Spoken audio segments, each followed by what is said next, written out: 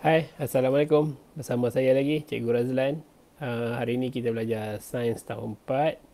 Kita sambung kelas kita hari itu tentang kemahiran proses sains. Jadi hari ini kita nak bincang tentang kemahiran proses sains menggunakan perhubungan ruang dan masa.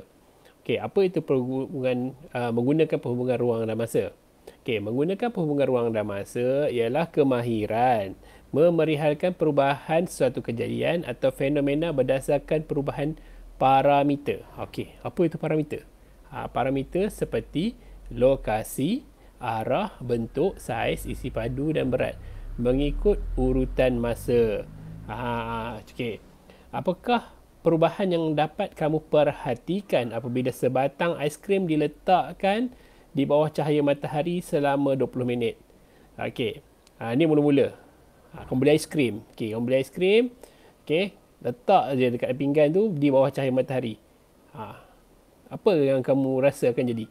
Okey, mestilah aiskrim tu akan cair. Okey. Jadi inilah perhubungan ruang dan masa. Daripada aiskrim yang sempurna macam ni, dia dah tinggal separuh. Selepas 20 minit, kepala saya kacau pula. Elak sikit. Okey, selepas 20 minit, lagi. Tinggal lagi sikit. Okey. Jadi, apa yang berlaku? Okey, aiskrim sudah berubah bentuk. Saiznya juga mengecil. Jadi, perubahan bentuk dan saiz aiskrim dinamakan perubahan parameter. Okey, apakah perhubungan bentuk dan saiz aiskrim dengan masa dalam penyiasatan di atas?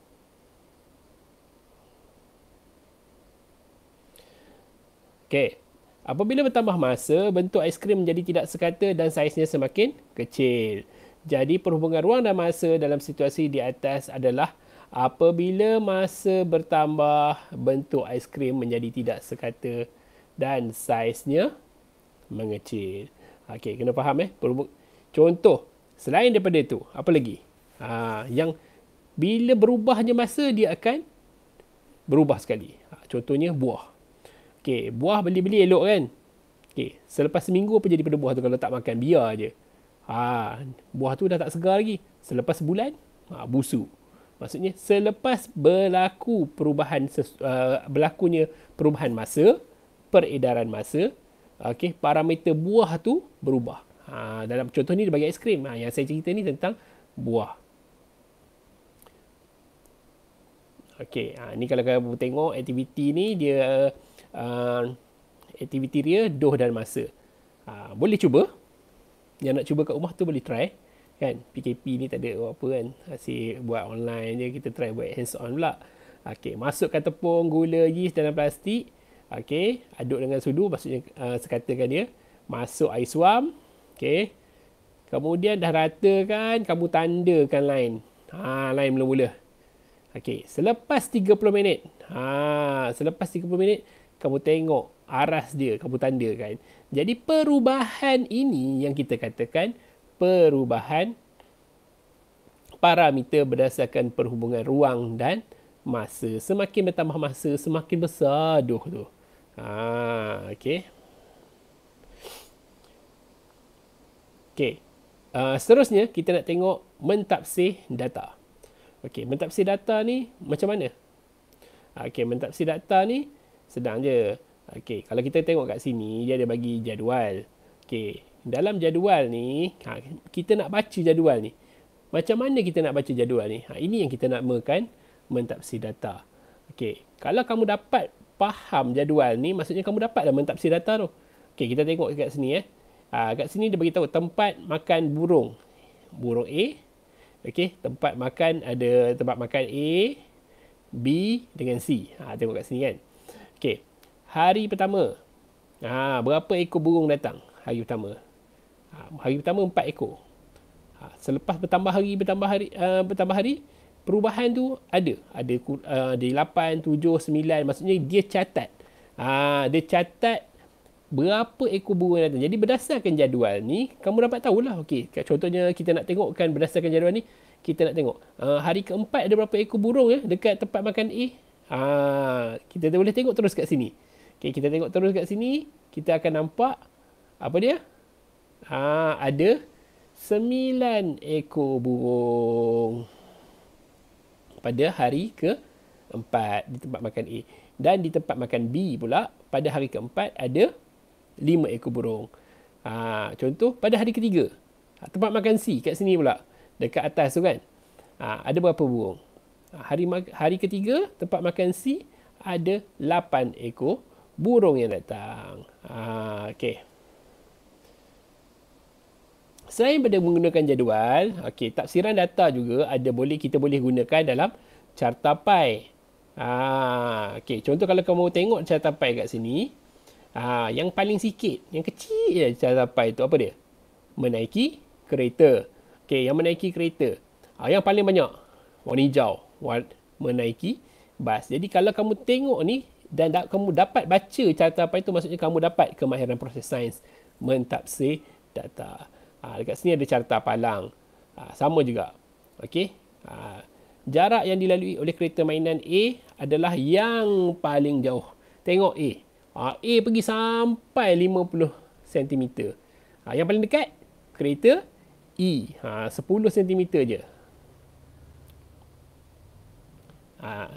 Selain daripada itu juga, carta pengelasan. Bila kamu tengok carta pengelasan ni, kamu dah tahu dah. Kalau haiwan tu, buaya, dia bertelur. Ikan bertelur. Ayam bertelur. Kalau melahirkan anak, contohnya, gajah, kucing dan serigala. Okey. Last. Hari ni kita belajar 3. Mendefinisi secara operasi. Apa itu mendefinisi secara operasi? Ialah kemahiran memberikan definisi tentang sesuatu konsep dengan menyatakan perkara yang dapat dilakukan dan diperhatikan. Contoh kat sini. Cikgu, bagaimanakah keupayaan bahan menyerap air boleh didefinisikan? Lihat air dalam bikar, apa yang kamu ukur? Saya boleh mengukur isi padu air yang masih tinggal. Kamu tengok A, dalam bikar A, air banyak. Dalam bikar B, dalam bikar B tu, air dia dah sikit. Dan dalam bikar C, air dia paling sikit. Jadi definisi secara operasi keupayaan bahan menyerap air ialah isi padu air yang tinggal di dalam air. Nampaknya tisu dekat dalam bikar C ni menyerap air paling banyak. Definisi secara operasi keupayaan bahan menyerap air paling tinggi ialah isi padu air yang tinggal paling sedikit di dalam bikar. Jadi, mendefinisi secara operasi ni, kita nak bagi tahu maksud sesuatu tu berdasarkan pemerhatian ataupun perkara yang kita buat. Contoh dia, kalau kita ambil magnet dan kita dekatkan kepada paku payung. Paku tekan lah. Berapa banyak magnet dia boleh tarik? Berapa banyak magnet dia boleh tarik? Berapa banyak magnet tu boleh tarik paku tekan tu? Apa yang saya cakap ni betul lah. Jadi, kita tengok contohnya magnet tu, dia boleh tarik, magnet A, dia boleh tarik 3 paku tekan.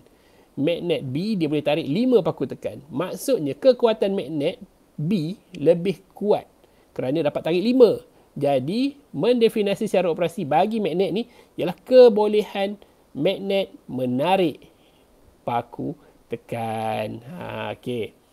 Jadi, itu saja yang kita belajar hari ini. 3 perkara. Selepas ni saya akan bagi link, macam biasa saya bagi link Google Form. Kamu jawab dekat situ, submit. Terima kasih.